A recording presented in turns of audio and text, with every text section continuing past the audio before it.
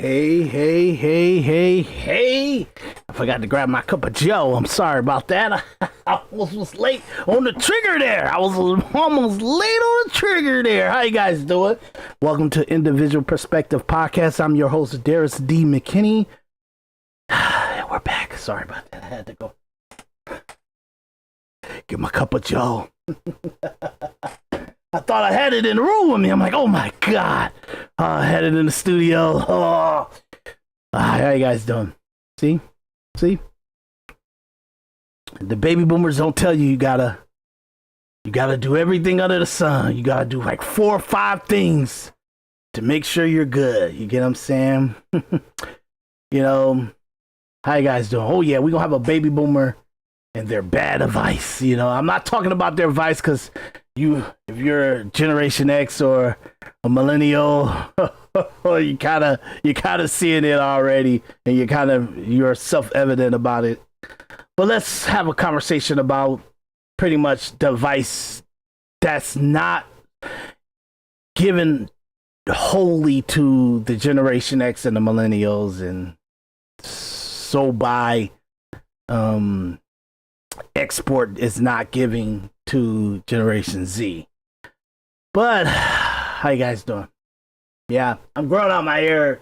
I told myself for Lent I'll grow out my facial hair and knock out some big stuff. I'm a filmmaker, and I had about 6 movies that I needed to really dig into, and I busted my butt for the last 8 years going out to shoot these things, and somewhat I had to spend the last couple years kind of put myself in a financial place where I can be truthful to the presentation to them, because once you put movies out, you can't touch them again. You just got to let it live. You know what I mean? So I told myself I can't do it nickel and diamond and on my knees and on my face almost on the ground, because I put everything financially into 6 movies. And if you do 6 movies, if you're really a person out there, you understand that to kind of pull off 6 good presentations, you're going to spend a lot of money to pull that off. You know what I mean? And I always say, if you don't have the money, you better have the time. If you don't have the time, you better have the money. So for me, to kind of put those things together, it was I'm like, hey, I gotta be able to be in the right financial place to be able to edit movies together that's properly edited. You know what I mean? If you got a bunch of people kind of you got a person doing color here, you got a person editing here, you got to do stuff like that. That's okay for a studio or a group of people that can trust each other, you know what I mean? Or contractually, it's okay for you to put them on the contracts and throw your films out where they're on 5 different studios, 5 different people. But it's not like Warner Brothers. For me, it's not like Warner Brothers. Like Warner Brothers sends Company 3 a movie, you know what I mean? That's a contract with Company 3 and Warner Brothers know that Company 3 is going to be able to handle everything that they need them to handle, and even they got to send it to what's his name, Hans Zimmerman, to do this music and stuff.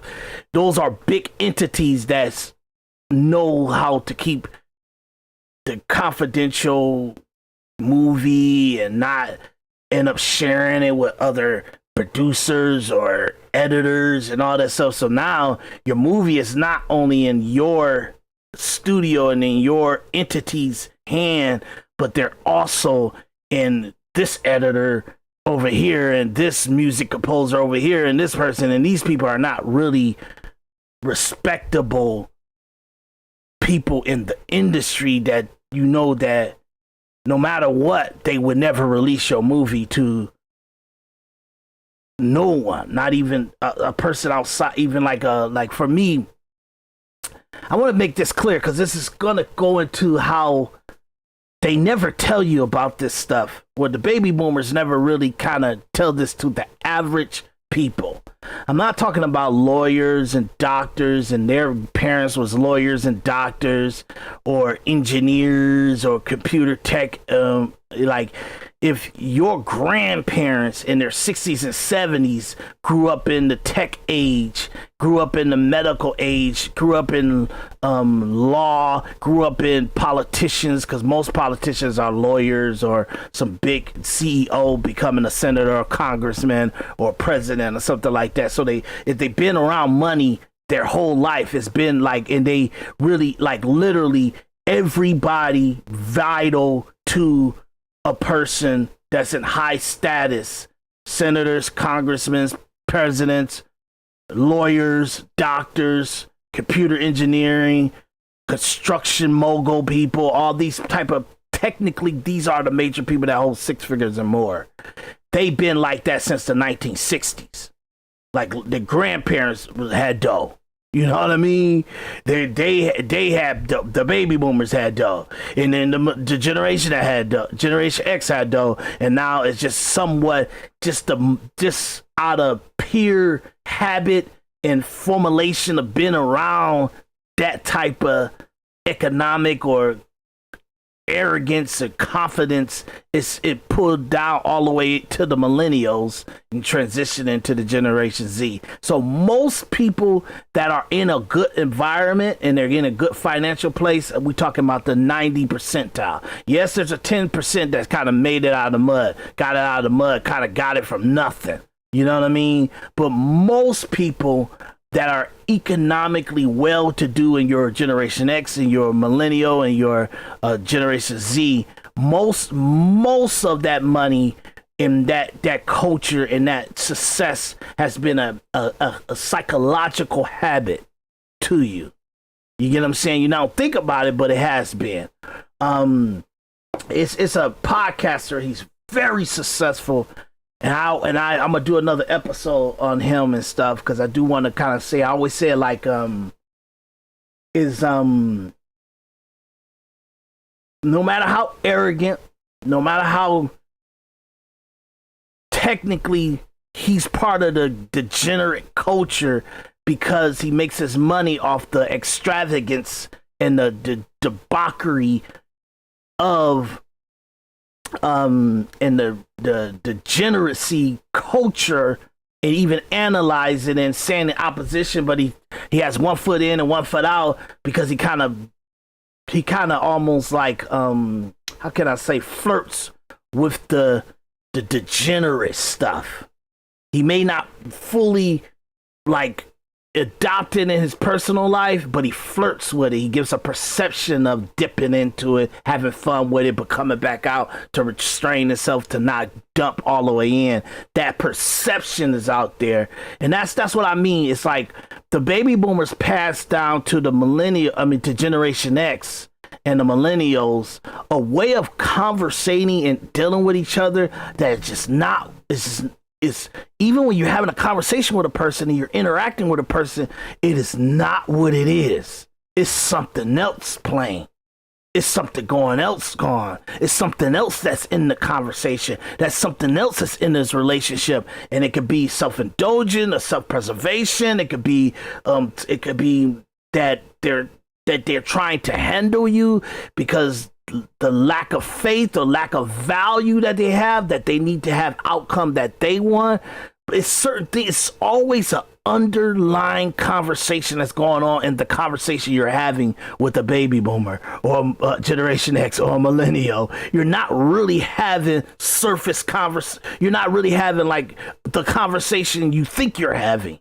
It's a conversation that's constructed in a way to like each other after you have the conversation, to have some kind of resiliency of taking the negative opposite, like what's incoming to you, but don't take it and respond in kind, or respond in confidence, respond in integrity, and respond in self-preservation, respond in self-realized.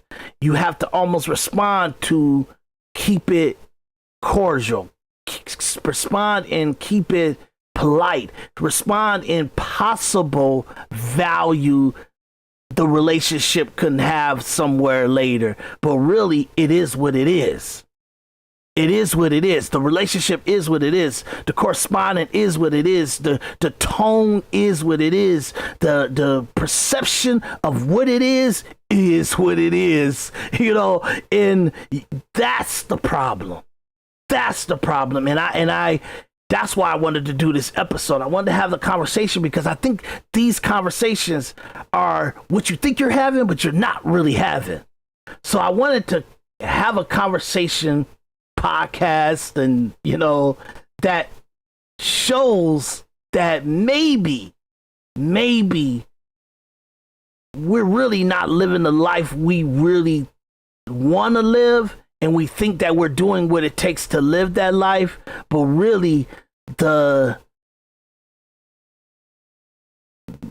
lack of not saying what it is or being what it is or reacting the way it is or responding to what it is or saying or doing what it is, it stops the most average people from living the life, or at least having experiences that they live a whole life trying to experience, and they die and they don't have it. And all it was is because they pulled punches. They didn't really dealt with what it is. So I say that because I've over the last 8 years, when I told myself that I don't want to die and I don't want to be in my deathbed and say, wow, Daris, you didn't even give your all to your life. You didn't do what you really wanted to do with your life. You didn't really show that inner skill, that inner ability, that's all the training and processing and trials and errors and all that stuff you did in your life. You haven't really put it out there to be truly utilized.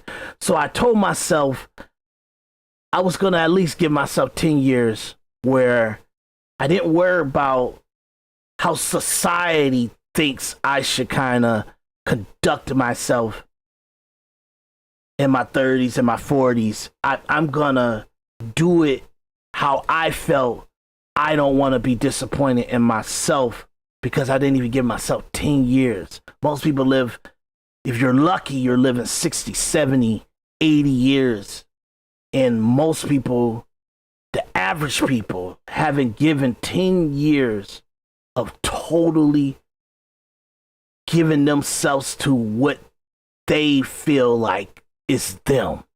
This is my skill. This is what my abilities are. This is what I really got passion for. This is what I really got intelligence, really have skill in, and I really want to dig into this. We all kind of, at a certain time, you kind of see, like when you get a job, and you can help around the house, you can help financially, you can help, like, anybody's financial situation by bringing something into the table. You fall in love with that because you get a little respect. You get, like, you know, you get value, and people respond to you in value because you're bringing money home, you're bringing income home, and we dump ourselves so much into being a provider, being a person of financial gain, and a person that can bring finances and stability to the table. You get addicted to that, where you start to kind of think that's your life. But then you kind of look at your life as something, maybe as a bad boss. It could be a change in the company policies, or like transitioning and like ownership or something. You start to understand that you're just like a cogwheel in a tourniquet system, and your will is not even your own, and you're waking up and you reacting and stuff like that. And it's okay. I'm a worker bee.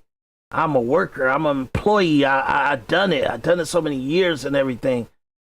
I don't have any issue with that. I think that the conversations we have on the internet and podcasting and YouTube should be for the average person. It should not be for the anomalies. I always say I don't give a shit about an anomaly. If you're 10% out of 100, you're irrelevant to the conversation because no one wants to hear how an anomaly achieves their goals. No one wants to hear how an out of the average scenario achieved something out of the average scenario. How do the average achieve outcomes that's most likely structure for anomalies success, anomalies outcome, an anomalies legacy? That's the conversations I have on my podcast. You know what I mean? You don't talk about, hey, what you got to do to get yourself 6 figures or more. Most people are never gonna make 6 figures. You get what I'm saying? It's like, okay, if everybody was on the mindset that everything in my life I need to do, I need to make 6 figures. I need to make 6 figures. I need to make $100,000 or more. If everybody was in that mindset, they would get just they could not go to Popeye's Chicken and work. They couldn't do it. They just couldn't do it. Their mindset will always give them negative connotations, negative excitement, psychology, psychosis. You will never be able to somewhat coexist. You will be always kind of unsatisfied and unstable. Now, unstable is all right if you have an outcome and you have a regiment plan that's going to give you that outcome. That certain times you say, okay, yeah, this way this time, or this play, this factor, or this has this played out its purpose. Now I need to move to this right now because I know I'm ready to transition. That's what happens. But most people that work at Popeyes, that work at McDonald's, that work at Walmart, that work in the garbage disposal, waste management, that work low-end construction or something like that, or constructions or maintenance or something like that. Most people making about $30,000 to $50,000, $60,000 if they doing really aggressive. Most of the factory people that's work for Ford, GM, Chrysler, and the manufacturer and the automotive, they at the most they make it $25 an hour. If they get up to $37 an hour, $35 an hour, if they start making 40 or 50, they way up. They've been there for about 20 years, 15 to 20 years. It is not logical to say that people should not respect or do anything unless it's 6 figures or more. That is wildly inaccurate. It's wildly inaccurate. But there's a monetizable economical value you can touting and bloviating about. You gotta be a bag chaser. You gotta be a person that's part of my membership. A person, my Carl Cadone's, the Andrew Tate's crew membership and stuff. To be like that, you gotta be like this, and you'll turn over and you'll make that money. That's like their sales funnel is so average. It's the average sales funnel. What is a sales funnel? Sales funnel is like, okay, I'm selling Captain Crunch, peanut butter Captain Crunch, okay? How many people that come and buy cereal that I can get to purchase Captain Crunch? You get what I'm saying? The sales funnel says you have to advertise or have it in the line of sight when they're in the grocery store. You have to have it enough for maybe 1 million people to buy 100,000 boxes. So 1 million people sees it, but out of those 1 million people, only 100,000 people actually buy a box of peanut butter Captain Crunch. Do you understand that? That's a sales funnel. That means that all the people that have seen your ad, that have seen your product, they look at it, they touch it, they see it, they acknowledge it, but the ones that actually buy it is maybe 100,000. But you had to get 1 million people to touch it, to acknowledge it. out of those million people that touched it and acknowledged it, it was 10 million that observed it, that kind of seen it, but they didn't touch it. They didn't look at it. They didn't acknowledge it. They didn't say, like, I want that. So you got 10 million people that actually seen it. Like, just kind of seen it, seen the commercial, seen the box, seen the image of it, seen whatever advertised to it, whatever drew the attention to it. They acknowledged it, but they didn't touch it. They didn't observe it. They didn't rationalize it or see or kind of thought, if you know, I think I want to buy that. Only 1 million people out of 10 million people did. The people that kind of thought about it and acknowledged it and touched it, only 100,000 people actually bought it. That's your sales funnel. It's like a, you know, when you put oil in your car or something like that, or radiator fluid, and you put like a little paper funnel in there and like a oil funnel, and you pour it in, and it kind of starts wide and it goes narrow and then it comes out. That's what a sales funnel is. And most podcasters, most social influencers, most economically well-to-do people, the people that they're making the money off of, even if it's a niche people, that niche people are actually, you know, they're kind of really going at it. And that's mostly. But how do you get the majority of people to actually start to see that it's life and death to not stop and grab it, and no matter what, if it's your last dime, dump into it? How do you give that to them? And I say, have an honest conversation. It is what it is conversation. And for me, I'm not selling any membership or anything like that. I would like for you guys to hit the like button, subscribe, share, and if you can, I got Cash App, Vimos, and all that stuff in the description area. Do whatever you can. I'm not monetized yet, so I will need your input in the actual, you know, pay-in service and stuff like that, with the PayPal and the Cash App and the Venmo or something like that. You can decide if you want to do it or not. It's besides the point. I'm doing this podcast no matter what, okay?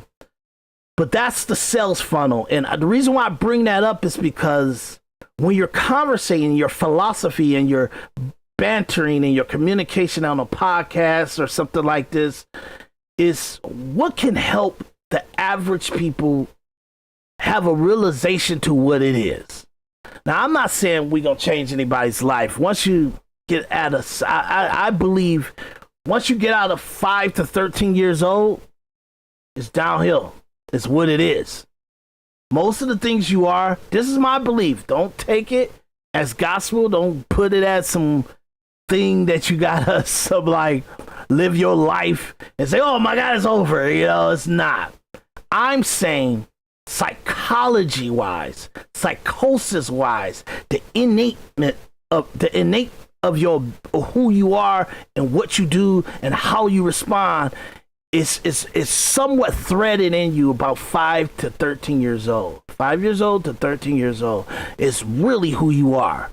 Like, and this is the sad part. This is the rule. This is the stuff psychologists, psychology, doctors, people are not gonna tell you. It may be they haven't realized it themselves, because it makes maybe I'm saying that and it's something that can make people lose faith or not have hope or not communicate hope or something like that. I'm not saying that. I'm just saying once you understand that that's what it is, maybe you could do something that's so crazy internally to really do a gut check and really like do some torture stuff to make yourself who you want to be, to give yourself an individual perspective, an individuality. Because most of the time who we are is our parents, it's our society, it's the culture. You know what I mean? That's who we are. We not us. You're not yourself. You're not your individual self. what you believe in, what you're passionate about, what you know is true to be true and morally conscious in your heart is somebody else's morals, somebody else's innate thoughts and ability and standards and stuff like that. And maybe you're lucky to have a hell of a background, hell of a parents, hell of a society, hell of a culture that you grew up in, that it gives you a kick-ass jump-off point. But that's not the majority. Majority people are innocent bystanders to the car crash. You know what I'm saying? Of their life. The car crash of their life. Like, that's your life. That's your death. And you just was kind of being like a ping pong. You just, whatever life bounced you to, that's where you were. You just, you get bounced around the ping pong, you know, the game and the walls and everything like that. And your life is the journey of how everybody in society ping ponged you, bounced you around. You know what I mean? Most of us, that's our life. You know, and I'm saying we can't even get into individuality, individual perspective, individual knowing, own journey until you start to realize this is not my life, this is not me. You get what I'm saying? Or this is me and I'm okay with this. You know what I mean? And so I need to have, that's the conversation I'm having. And I say baby boomers because anyone that ranges from, I think it's 1954 to 1964, if they were born around that time, 1954 to 1964, you're a baby boomer. You get what I'm saying? I want to make sure of that. I'm going to pull it up myself. I'm going to go to the computer. Okay. I hit baby boomers. Age group. We're going to walk through this. I'm going to have an intimate conversation.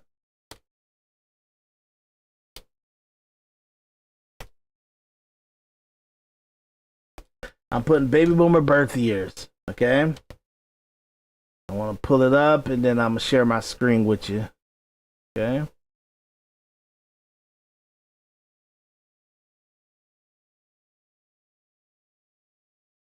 Okay, we're going to look at a couple of them because I'm looking at a couple of them and they kind of range their age difference and stuff.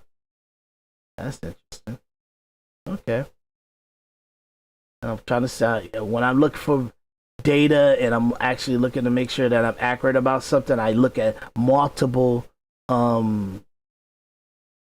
perceptions or articles or scientific research and stuff, and I see what's the most common denominator. And I see what's like, okay, what's the most likely accurate outcome and everything. This may be it right here. Okay, so let me share my screen with you guys, okay? Let me share my screen. Okay, boom. Okay. So, as you see on the screen, and it's kind of giving you a good generation, you know, they say baby boomers were born between 1946 and 1964. So that's like a 20-year birth process. You get what I'm saying? They currently would be between the age of 61 and 69 years old. So I got that. I get that. Generation X was born between 1965 and 1979, 80. They kind of put it in. And I know that was like that. And it's currently between the age of 45 and 60 years old. Okay. Generation Y, Gen Y. That's the millennials. They call them millennials too. Were born between 1981 and 1994, okay? 96 too, if they kind of, you know, fluctuated. They will currently be between the age of 29 to 44, okay? And they got a little section off Generation Y.1, that's 23 to 33, because they're kind of like mutts. It's like young kids having young kids. That, you know, it's like the baby boomers. You know what I mean? And the Generation Y .2 is 33 to 44. You know, and it's just you know, it's really wild stuff. Generation Z. Generation Z is the newest generation, born between 1997 and 2012. Okay, they are currently between the age of 13 and 28 years old. Okay. Generation A, that would be the Alpha, Generation Alpha, okay? Starting with the age, children between 2012 to 2024. They are currently between the ages of not born yet to 13 years old, okay?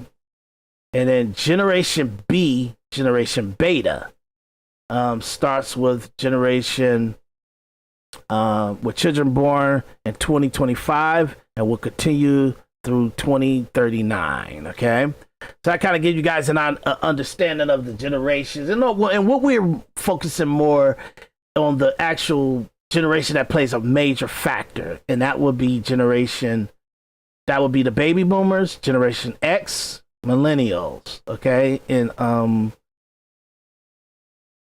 say I don't want to kind of put a lot of stock into the ability to change the world, but Generation Z, they're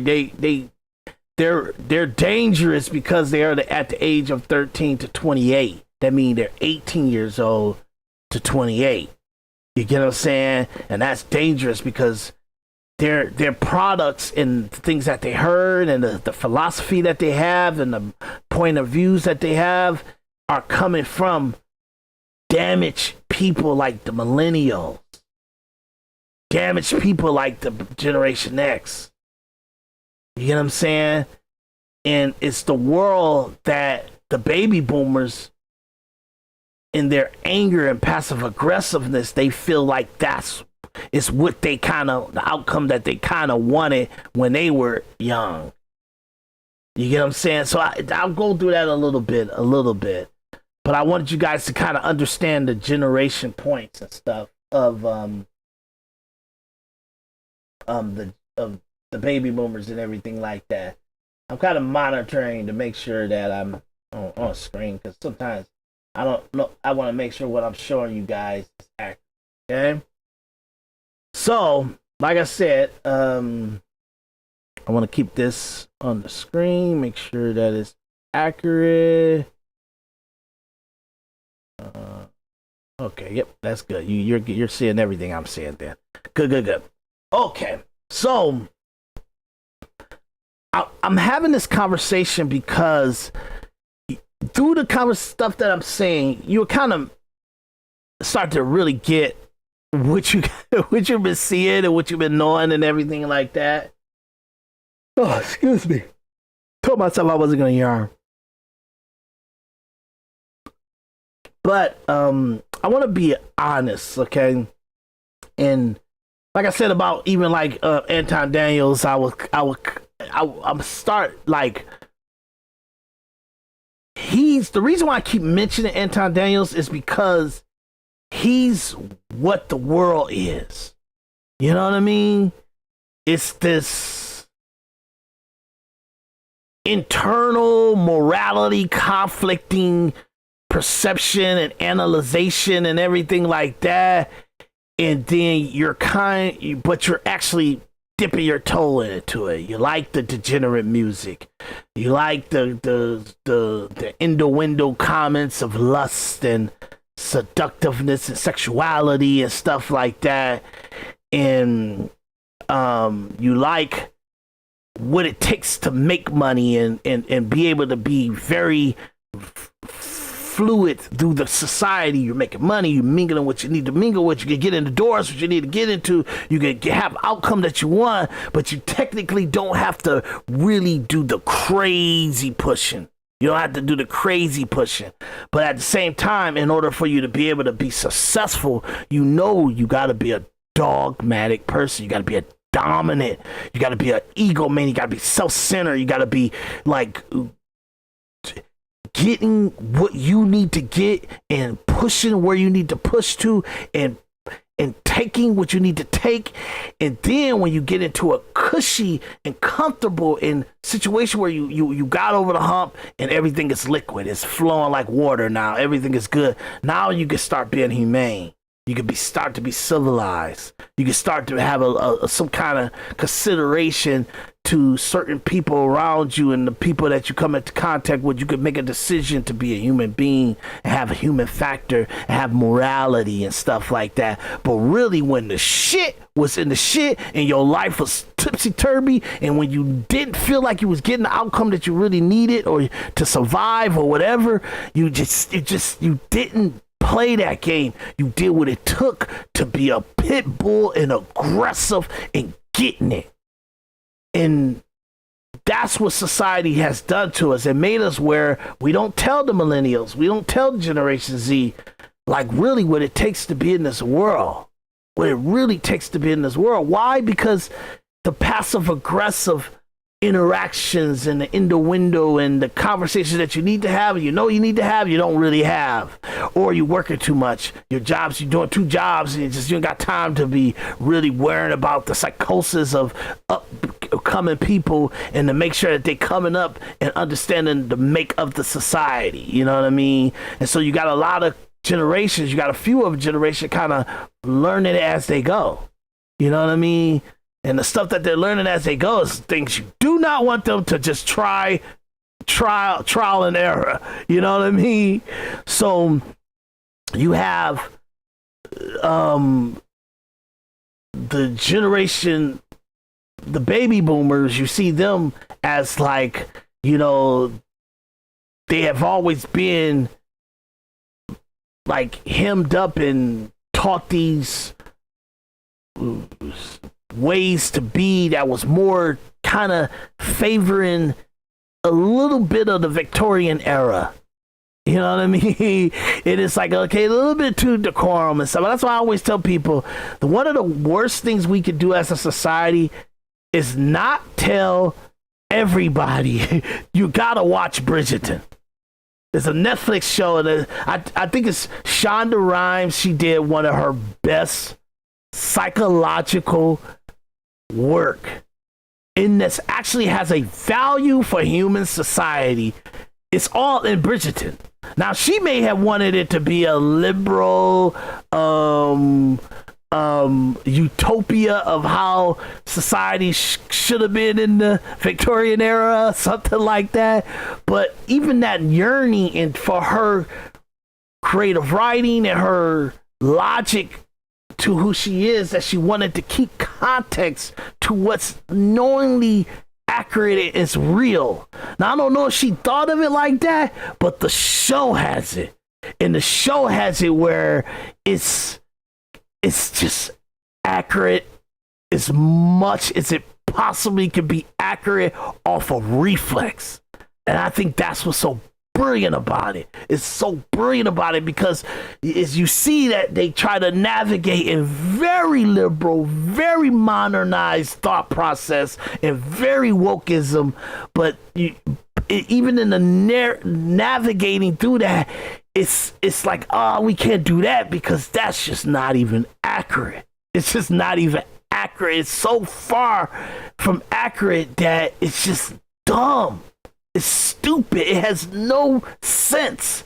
And she doesn't allow, or however the showrunner or how they manage that, they don't allow to go too modern. They don't go too woke. They don't go too illogical idealism thought process. They got the structure of human interaction, because that's what we know. For the last 2,000 to 3,000 years, that innate ability inside of us, our actual function with each other, is what keeps simmering to the top. It keeps bubbling up. It keeps having confrontation in our interaction. That's why divorce rates are high, because there's certain human psychological male and female structures that is keep getting disrespected, and it is what it is. Okay? It is what it is. And that lack of ability for the two people to actually have the conversation they should have and have it. I always say have the worst date on the first date. I always say that. I've been saying that for like decades, okay? Have the worst date on the first date is what it is. You get what I'm saying? I always say have the worst date on the first date, and always remind the people. I always say every year I always have an evaluation where I kind of tell you what the hell is up and what's the mindset of how we should be interacting. And if you decide to just live your life and do what you want to do, that's your consequence. And whatever happens in between, it happens. It's not that you don't know, it's that you think you got control of things it ain't your place to have control of. So it is what it is. And I said in my title, baby boomers and their bad advice. Baby boomers and their bad advice, because the advice they tell you is happy wife, happy life, happy wife, right? Happy life, happy wife, happy life. And it's really happy life, happy wife. That's what it is. And I say this to men. I know women, I don't want to alienate you, but give me a minute. Give me a minute.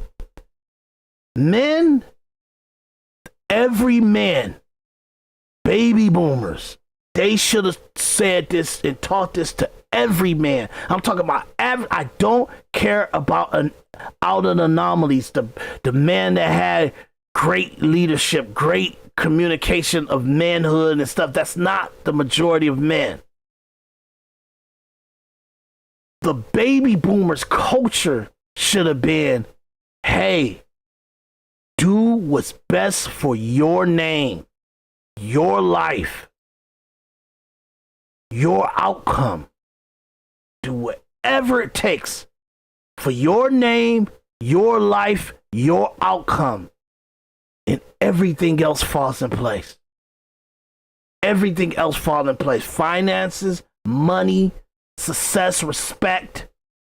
You get what I'm saying? Structure of how you want your life to go, all that falls in place. It just drop right in place.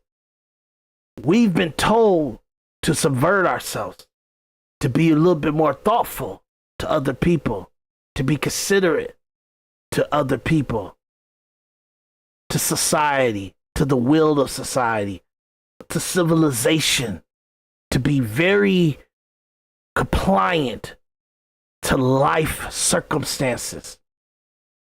And really, if it don't make sense to my life, fuck it. It's out. I have no respect for it. That's how we should have been. That's how it should have been communicated to us. I need to become this. I need to have this outcome. I need to achieve this. And this is the path I see the best way to achieve that. If you don't give me a better path, shut the fuck up and follow my lead. That's should have been communicated to the average men. You know? What's best for you, what's best for your life, what's best for your outcome, it makes everything falls in place. You could respect your woman, you could take care of your woman, you could deal with their highfalutenness and whatever perceptions of grandeur that women think they should have and how their life should be. That you could deal with all that and manage all that, and you'll be well established and well strengthened and well stable to deal with it, if, only if, you understand you got to do what's best for you, you got to do what's best for your life, and you got to do what's best for your outcome first. Nothing else, everything else is secondary. Everything else is a factor after the fact. Baby boomers didn't tell us this. This is trial and error that you learn this. And it's not something you should learn trial and error. It's not. You should not know this in trial and error, because you got to know it in your teens. You got to know it in your 20s. You got to know it in your 30s. And then you reap the benefit of it in your 40s and your 50s. It solidifies itself. That's how the life works. You cannot learn this in trial and error. You can't. You can't.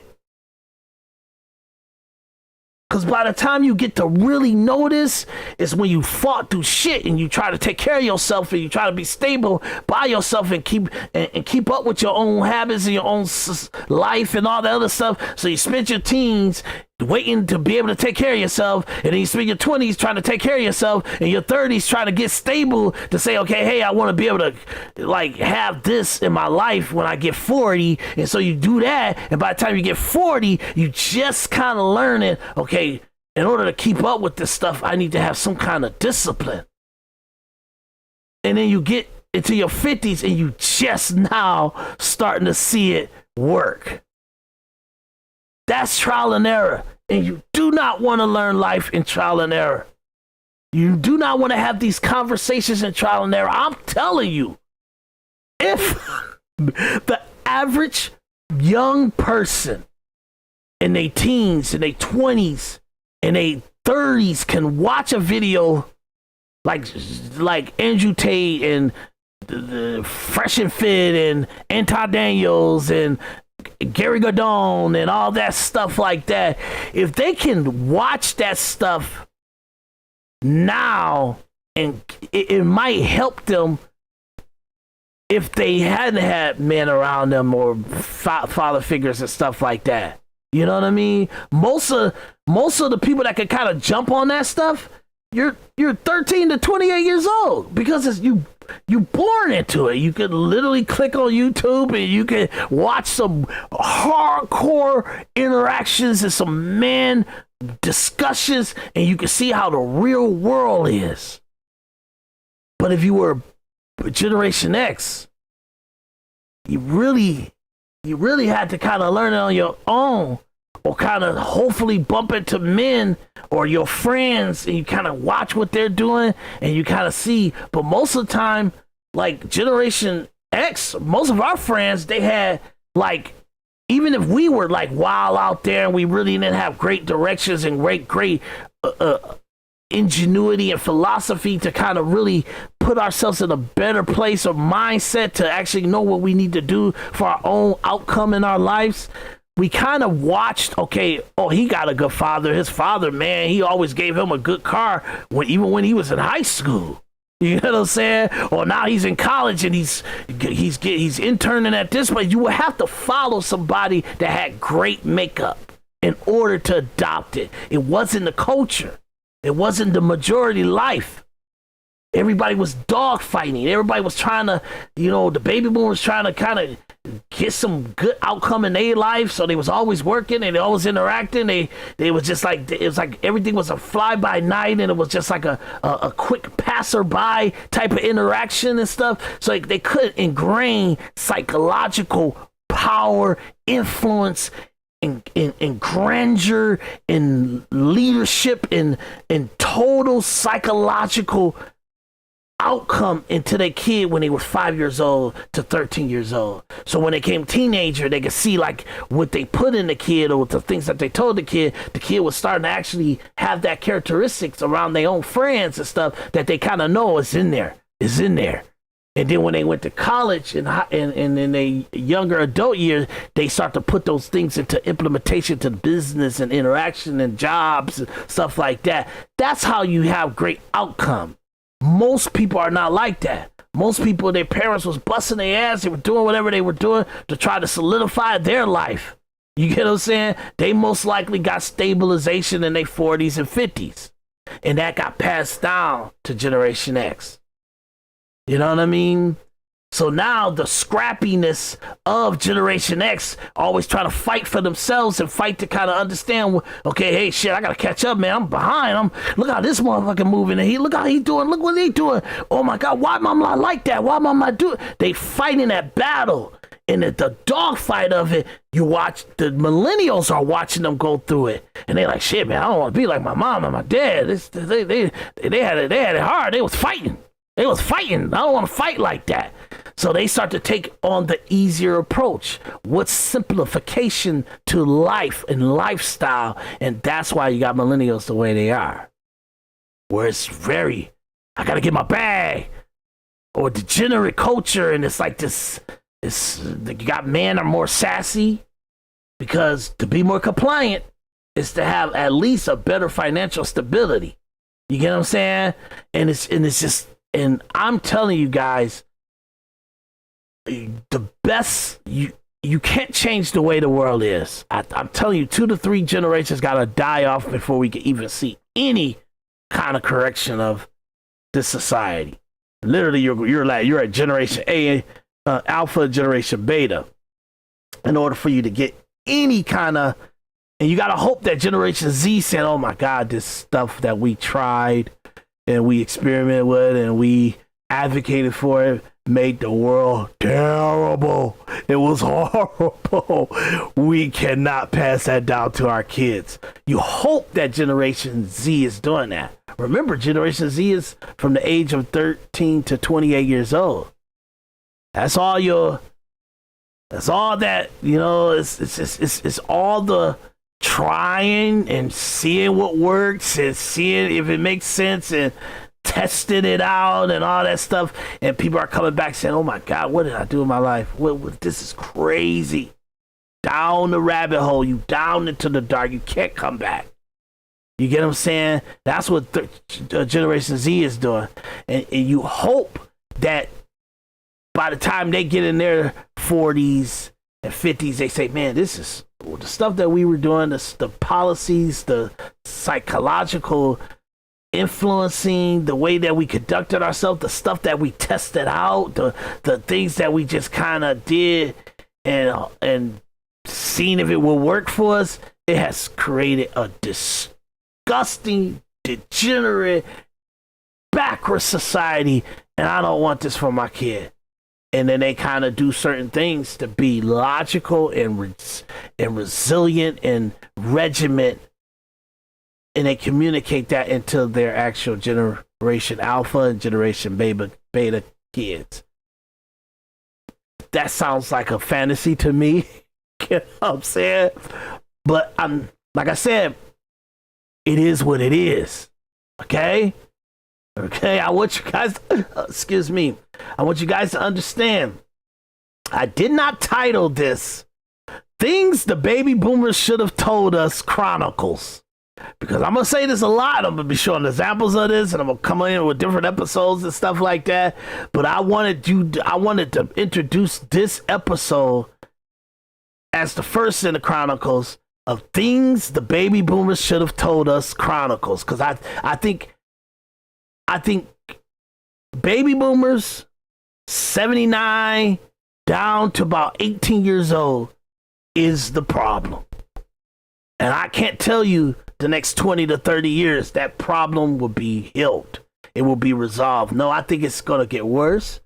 And I think it's going to flare out, okay? But I know, if you want to know who's the society that may not be the best for us all, it's 18 to 79 years old. Okay? So, in that understanding, those are the people that need to have the real conversations. I don't think it could change them, but at the same time, at least we got to make movies. We got to do podcasting. We got to write books. We got to talk about this and show some kind of consciousness of the conversations. That's what's been happening for the last 5 years. Stuff that's been going on with the genders, male and female, relationships and stuff from 1970 to now, that conversation only started 5 years ago. That's the only thing that's new. The leveling up culture has always been in society heavily since 1970s to now. It was with the dope boys. That's why you see high school girls dating older, like 20-something dope boys. You seen that. Everybody's seen that. You get what I'm saying? Girls dating, like, suburbia kids are dating guys that's in college age and stuff like that out of what they supposed to be doing. It's the degenerate, the wildness, the disrespectful of structure. That stuff comes with the society we have. You know what I mean? Women, the women, like all that stuff is not new. It's not new. This stuff been going on in the 70s, the 80s, the 90s, the early 2000s. It's not new. Us having a conversation about it. Men have been responding to how they feel about it. It's only 5 years old. Women have communicated about this. Donahue, Jesse Raphael, and Oprah, and you know what I mean?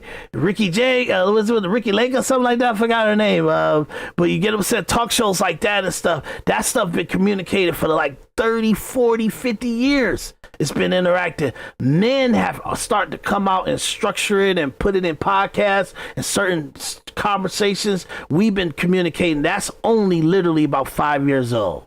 Okay, so the reason why I say this is because it gives you a better understanding of why we are the way we are and why we've been conducting ourselves the way we've been conducting ourselves. Okay, so I say this to make you guys understand. Yes, all the era of our society is baby boomers. Their parents would never like be okay with how they moving and the policies that they have now. Trust me, no way in hell. But we got the way that the baby boomers think is so convoluted and so jacked up, and it has no logic to it. It's all feelings, all morality. I have come to understand, even in business, even in how you interact with people and who you trust, and just if it's worth it to even interact with people, you almost gotta know logically what's up. Why are we talking to each other? Why we gotta be polite to each other? You almost have to do that now. That's our society now. Why? Because it's so much catching up, so much outcome that needs to be had from a person that they're on the threshold line of, you are what you are, and you can't do nothing better, and you won't do nothing better, and you won't have anything better, and you won't be nothing better, and what you want to happen to your life, it ain't gonna happen, because you are what you are, and your life is what it is. It is what it is. Can't say that enough. That's why I got it in the title. It is what it is. That's sad, it's dark, and it's terrible. Only way you're going to change it is you got to change everything about your psychology.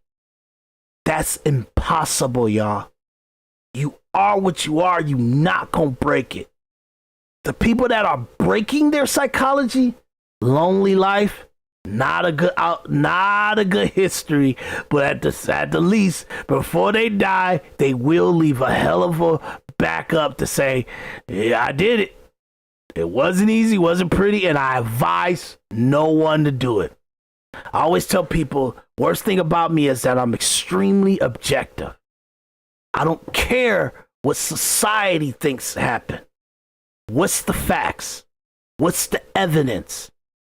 I don't care if we can't find the evidence and it's just normally just accurate to have this perception to interact about the situation. That ain't right. Don't judge, don't rule, don't have an outcome unless you got facts and physical evidence and known truthism to actually represent it. And that's how I feel. And I say our society now is all on feelings. That's all how I feel. If I get 100 women to say that you are a pedophile, you're a pedophile. Even if we ain't got no evidence, even if there's no factual data that can really be proven to say that you are. And that's just the way it is. And men and the powerful people are deciding, hey, look, man, look, I don't got no time to be fighting that. I don't got no time to be like fighting for people's individual justice, individual people right.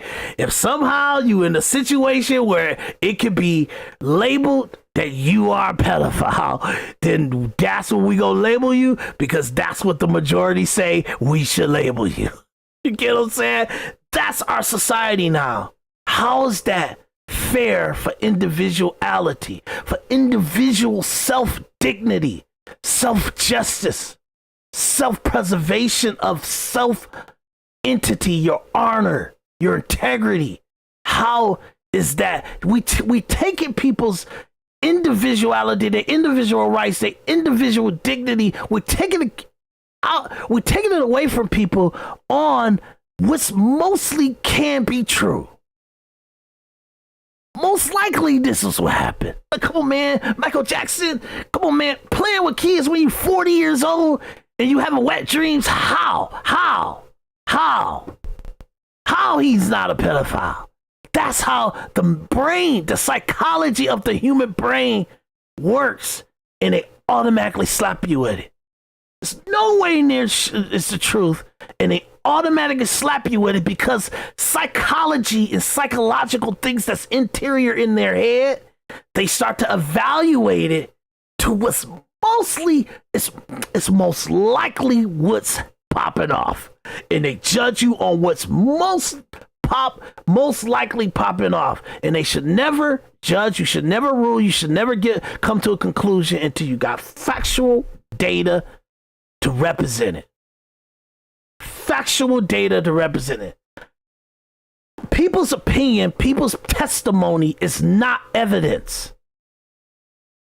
It's not evidence, y'all. I'm sorry. It's not. You would not want your child to be ruled on perception, on what's most likely would happen. You get what I'm saying? You want them to be ruled on evidence, facts, what it is.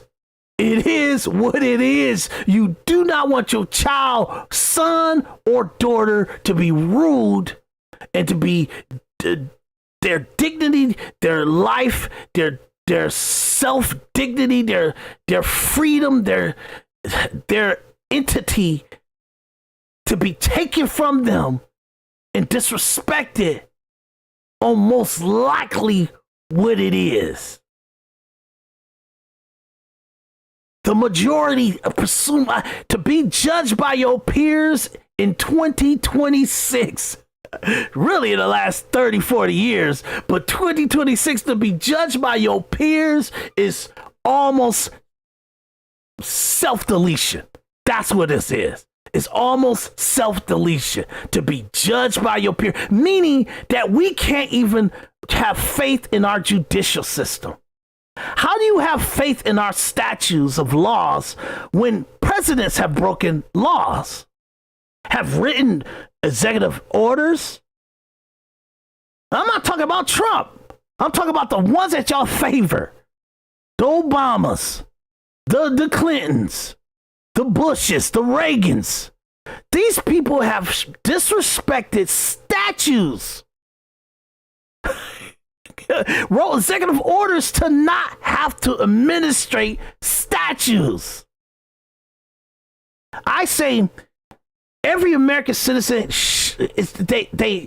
my opinion, this is entertainment purposes. I gave my disclaimer before the show started, okay?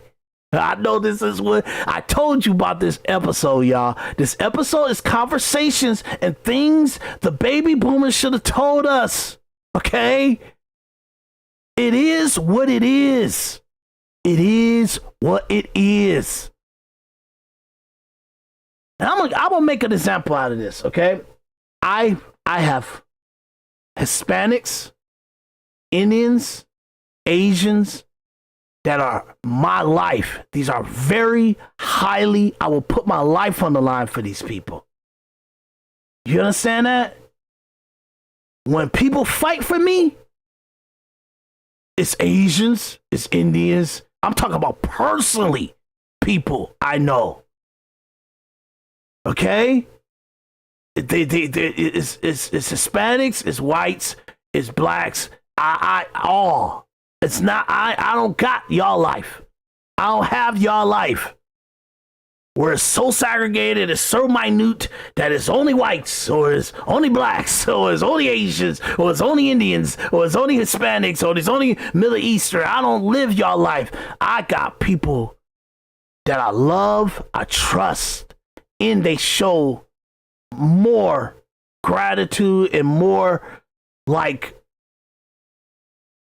togetherness for me than they needed to show. Okay? So I say this because I need you guys to understand that when it comes to understanding that in your life you have to be able to be logical, blunt, and objective into how you perceive things. And how you rule on things, how you come to a conclusion on things, how you're interacting on things. I always say you will never see me go to my previous episodes, and start cutting stuff out, or deleting the episode or putting it private or something like that. You know, sometimes I'll do like maybe a version of something. I already did it, but I did it, and I say, you know what? It's the same thing I said, but maybe I didn't say that so smoothly, so I'll put that private. But I did a whole nother episode where it's exactly the same way. And if you were to listen to it, it just may not have as much stuttering. It may not have much ums, and I may have articulated myself a little bit smoother. That's it.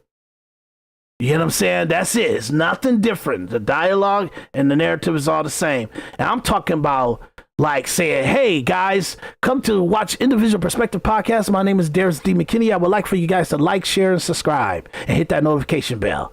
If I don't say that as fluidly, I may do one that's fluid and have that up. Episodes? I don't do that. Episodes, me doing like conversations and stuff, it is what it is. And I leave it out there. I don't care if I stumble. I don't care if I articulate my words, or my grammar is not as tight as I should have it. You know, I don't care. I leave it there. I leave it there. And I tell you guys, while you're watching it, it's through a process. As I fluidly communicate, as I keep doing more and more podcasts, I'll get better usage of my grammar. I'll stop saying I got instead of I have, or I need, or something like. I will stop saying I got, you know. But at the same time, I tell you guys, hey, come along for the ride. Come along for the journey. It'll get better and better and better. Hit that like, subscribe, share, notification bell. I'll say that. Okay? But the reason why I say that is because when you look at the legal immigration situation, illegal immigration, not migration, not foreigners, illegal immigration. How our senators, our congressmen, our mayors, our governors, our police officers, our prosecutors, how they conducted themselves in the last 30 years on the illegal immigration policies make it statutorily, constitutionally, we should not have to respect any statute in the books passed by Congress, because they're all illegitimate. They're all illegitimate. If one law can be broken, if one statute can be broken by the people that pass it, you hear what I'm saying?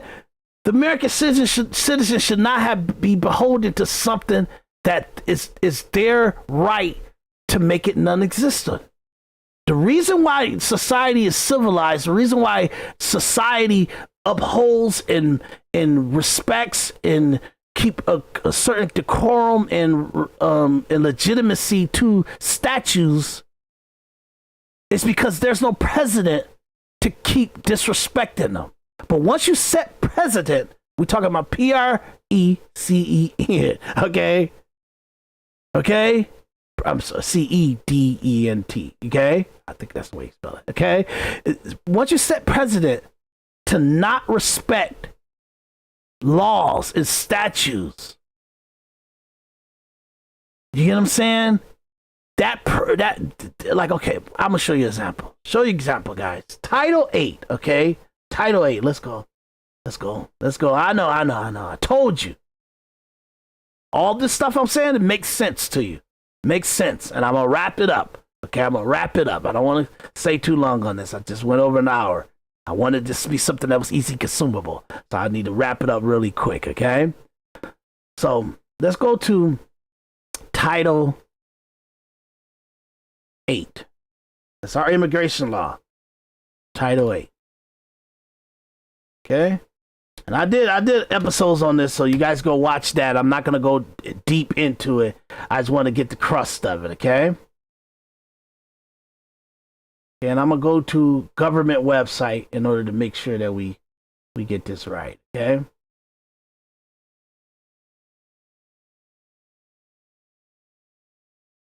Okay, Title 8, okay?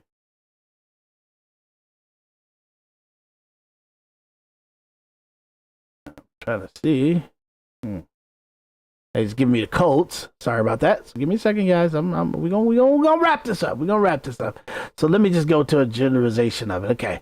Let me share my screen with you guys. Okay. Share my screen with you. Okay. Title 8. Okay. We're gonna Wikipedia. It's pretty accurate. I've seen it before. Okay. Title 8 of the United States Code is a non-positive law title of the United States Code with the heading Alien and Nationality.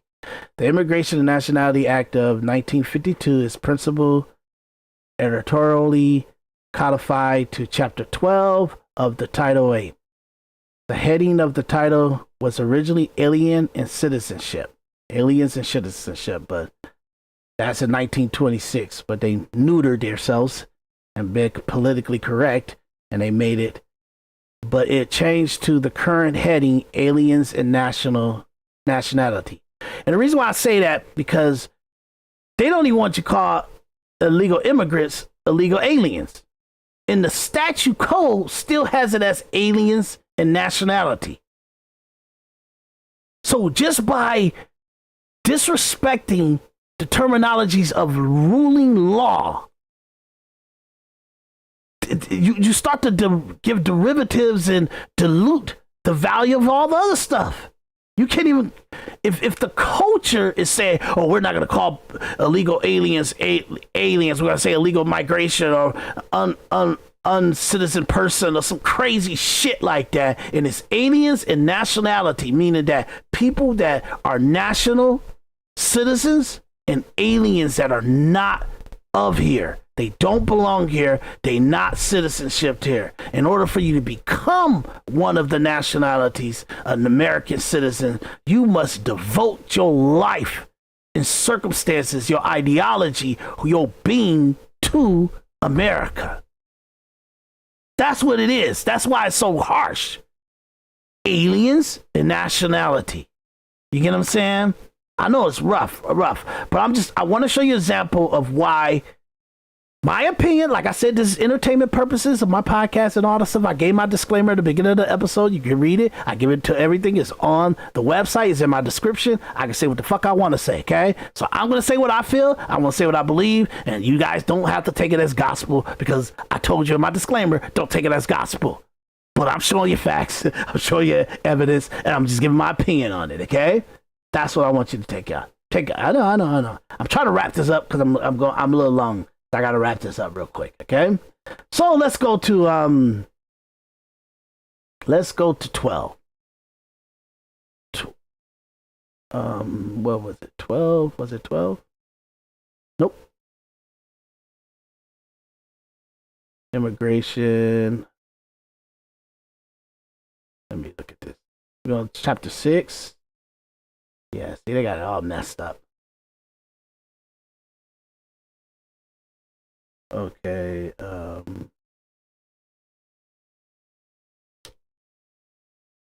legal entry. Okay, let's go to that. Keep it simple. Okay, we're gonna do this real quick.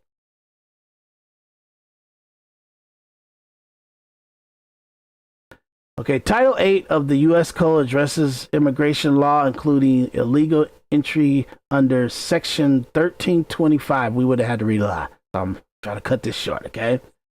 Which makes it a crime for an alien to enter the United States without proper authorization or at the unauthorized time or place, meaning the port of entry.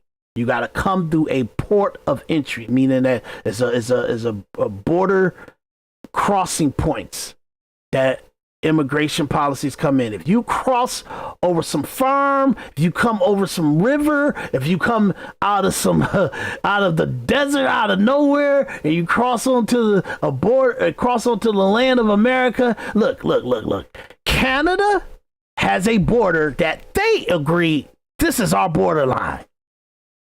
We can't say that that's our borderline because for some reason we said, hey, America, this is our borderline. We agree with you. This is our borderline. I agree with you that that's your borderline. So America has a borderline, but Canada has a borderline. And Canada has a borderline that they agree that there's their borderline. Mexico has a borderline. A borderline that Mexico has agreed that this is our borderline. Okay, and America agrees that that's Canada's borderline. Okay, now that's what they have decided. So now, if somebody in Mexico crosses over into American territory, American borderline, if you didn't come to the point of interest, you are a criminal. And why you're not a criminal is because you came in the wrong way. Why did you come through that port? Why did you come through that entry? Okay, so now you're crossing over and you're kind of making us have to manage you. You know what I mean? Now Trump, he kind of made it where they couldn't even come to the border. They had to literally, when they go in Mexico, you got to stay in Mexico. If you want to claim to be an asylum or anything or get any citizenship in America, you claim it from Mexico and we'll decide. We'll decide outside country. Before we let you in, that way we ain't got to try to figure out where to put you. But governors, mayors, presidents, Congress, senators advocated, even if they didn't pass no law, they advocated and they actually made it a policy. Okay, you could be an illegal alien crossing over the import and you could find sanctuary inside our city. Well, that's illegal. Why? Because that's a federal criminal. A criminal, an illegal alien can't cross over into America and become a citizen of or a sanctuary citizen under a city or state. The city or state only has laws for its citizens, meaning people that were born and raised in our lawful nationality of that state. Meaning California can't get a federal criminal that crossed over the border and got sanctuary in California. They can't give a sanctuary to that illegal crosser, to that immigrant. Why? Because the only way you could be a foreigner and come into the land of America is it has to be validated federally. Then you're allowed to go into the cities. You can't just go into the cities and take the lawful and whatever regulations that they regulate the state and the city, because the state and the city, they can only regulate their born citizens. They're citizens that actually come to move there and become citizens there and wage that they're citizens and register their citizens with that actual state. And that has to be American citizen, American born citizen. American legal citizen, not citizens that just come from the whole world and they can come into California and seek sanctuary and become a citizen of California. You can't. That's a federal citizen. An illegal immigrant is a federal citizen, a federal entity or federal person until deemed they're lawful. That's just the way it is. I'm not saying be against illegal immigrants. I'm not saying don't give them sanctuary. I'm just saying once we had senators, congressmen, mayors, governors, police officers, you get what I'm saying, chief of police, police commissioners, mayors, city council members, once they decide to break and not go by lawful laws and statutes that have been passed by representative of cities and states to the federal government, and that was passed into law, it's written into law by is signed by the president of the United States, and those statutes, Title 8, became law.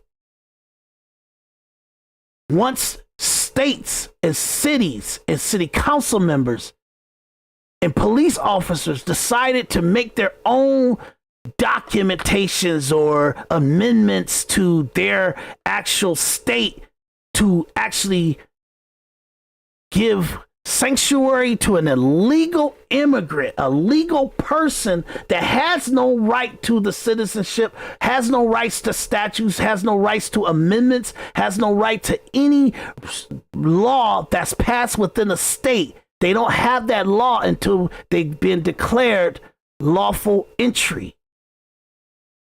Without that lawful entry by the federal government, it needs to be rectified by the federal government, and that federal government could only be lawful by federal statutes that are in place. So if the president, he can't tell his administration to allow illegal immigrants into the country because they wrote an executive order, because that executive order goes against the actual statute of Title 8. That's a law passed by Congress, signed into law by the president. And the only way you can reverse it is Congress has to pass a law to debunk or devoid or make illegitimate Title 8.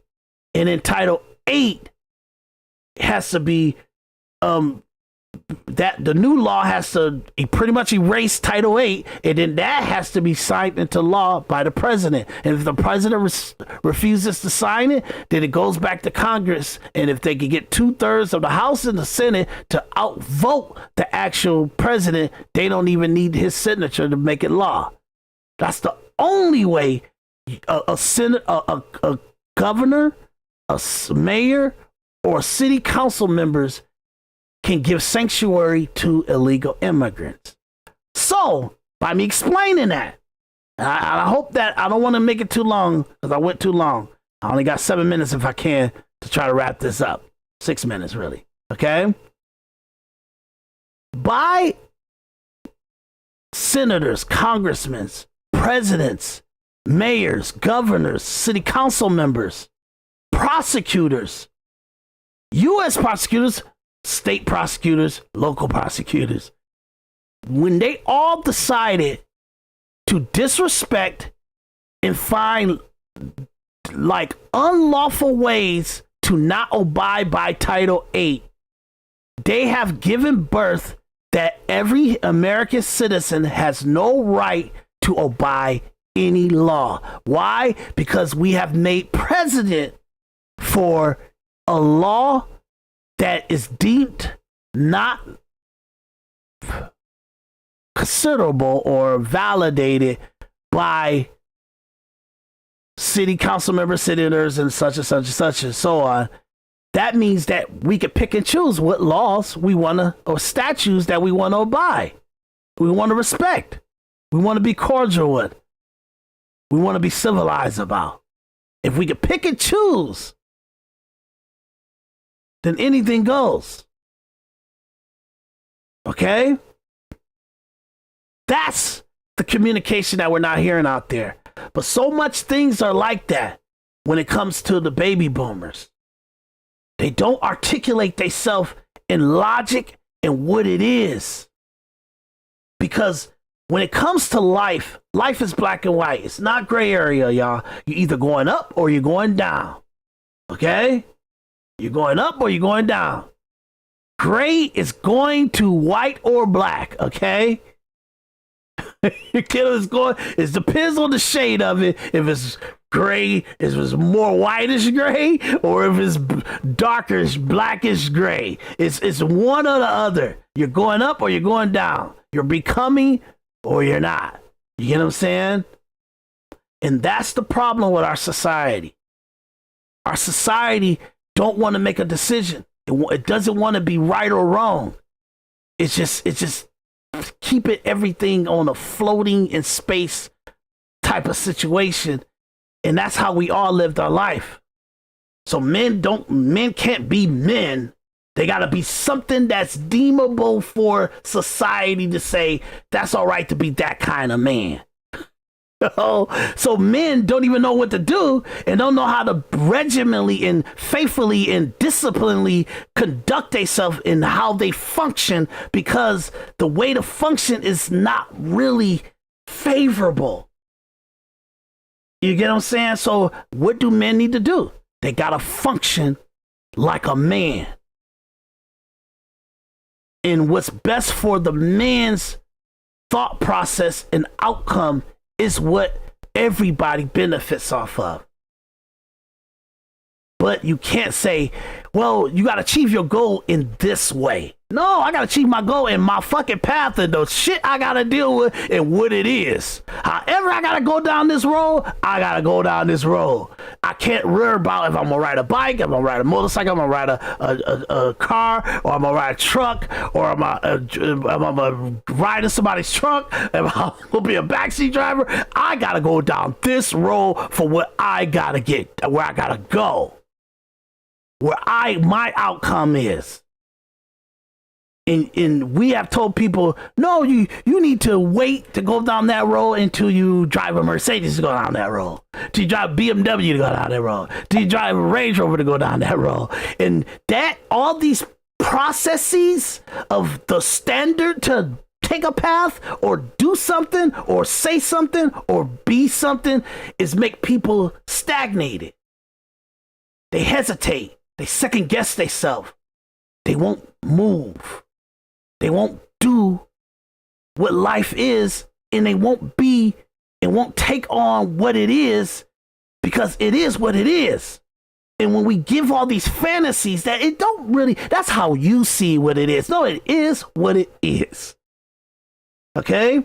So look, this is like that's why I labeled this the Chronicles, okay? Things the baby boomers should have told us, Chronicles. The reason why I label it that is because I got to stop at some time and kind of pick it up on the next thing, okay? So look, my name is Daris D. McKinney. This Individual Perspective Podcast. Hit that like, subscribe, follow, hit the notification bells, and I'll see you guys on the next one. I know, this is wild. Look, trust me, I could go another hour and a half, 2 hours, but I'm trying to get people to be able to watch the video and they don't look at a video be like 2 hours or something that they don't even watch it. Because it's like, oh, I don't even want to get started with this thing. You get what I'm saying? So like, share, subscribe. See you guys on the next one. And my name is Daris D. McKinney. Check you out.